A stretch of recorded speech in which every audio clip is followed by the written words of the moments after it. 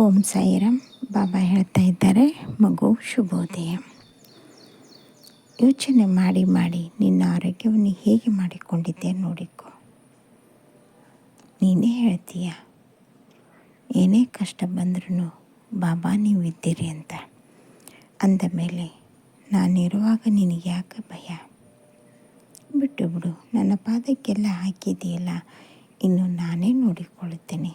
ಆದರೆ ಹಿಂದೆ ಪಟ್ಟಂಥ ಕಷ್ಟ ಮುಂದೆ ಬರೋದಿಲ್ಲ ಕಂದ.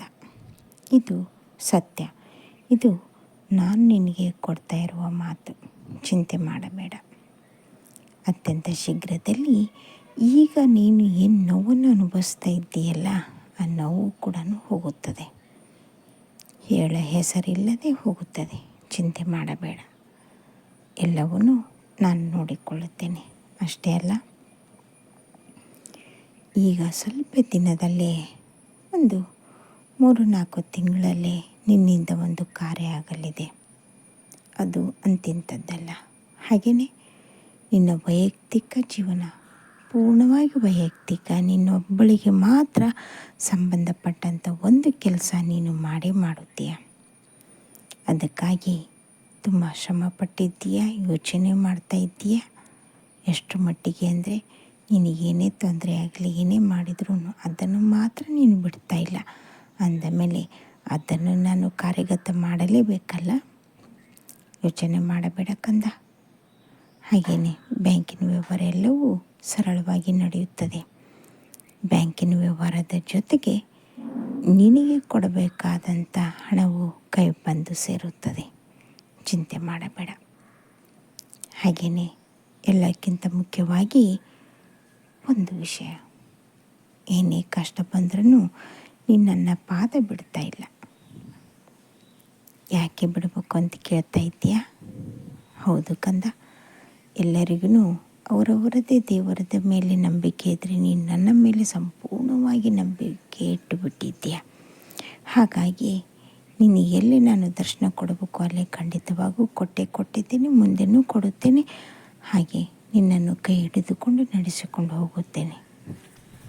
ಹಾಗೆ ಎಲ್ಲದಕ್ಕಿಂತ ಮುಖ್ಯವಾಗಿ ನೀನು ಮಾಡುವಂಥ ಕೆಲಸನೂ ಪ್ರಾಮಾಣಿಕವಾಗಿ ಮಾಡ್ತಾ ಇದ್ದೀಯ, ಅದು ಗೊತ್ತು ನನಗೆ.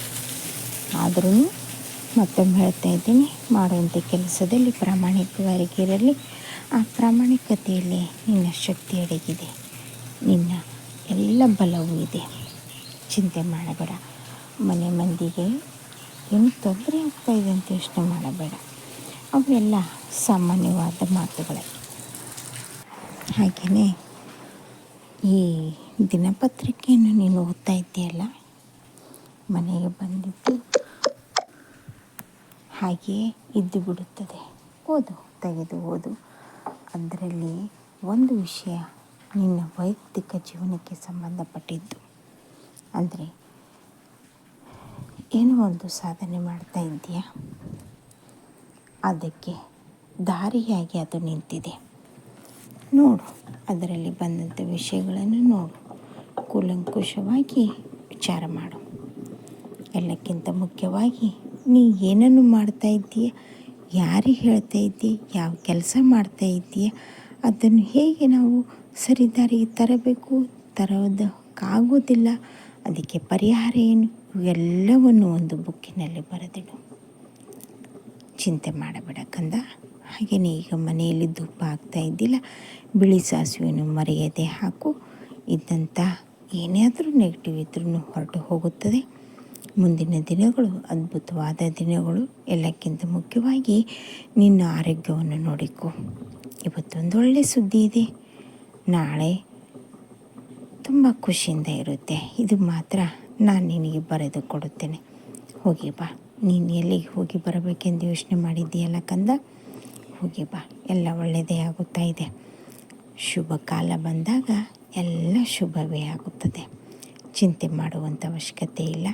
ನಿನ್ನ ಜೊತೆಗೆ ಸದಾಕಾಲ ನಾನೂ ಇರುತ್ತೇನೆ, ನಿನ್ನ ತಂದೆ ತಾಯಿಯೂ ಇರುತ್ತಾರೆ. ತಂದೆ ತಾಯಿಗಳಿಂದ ಮುಂದಿನ ದಿನದಲ್ಲಿ ನಿನಗೆ ಅದ್ಭುತವಾದ ಫಲಗಳು ಸಿಗುತ್ತವೆ. ಯೋಚನೆ ಮಾಡಬೇಡ. ಅತ್ಯಂತ ಶೀಘ್ರದಲ್ಲಿ ಒಂದು ಕೆಲಸ ನಿನ್ನ ತಂದೆಯಿಂದ ನಿನಗೆ ಆಗೋಲಿದೆ. ಅದು ಅಂತಿಂಥದ್ದಲ್ಲ. ಹಾಗೆ ಅವರ ಆಸೆಯಂತೆ ಒಂದು ಕಾರ್ಯ ಮಾಡ್ತಾ ಇದ್ದೆ, ಮಾಡು, ನಾನು ನಿನಗೆ ಶಕ್ತಿಯಾಗಿ ನಿಲ್ಲುತ್ತೇನೆ.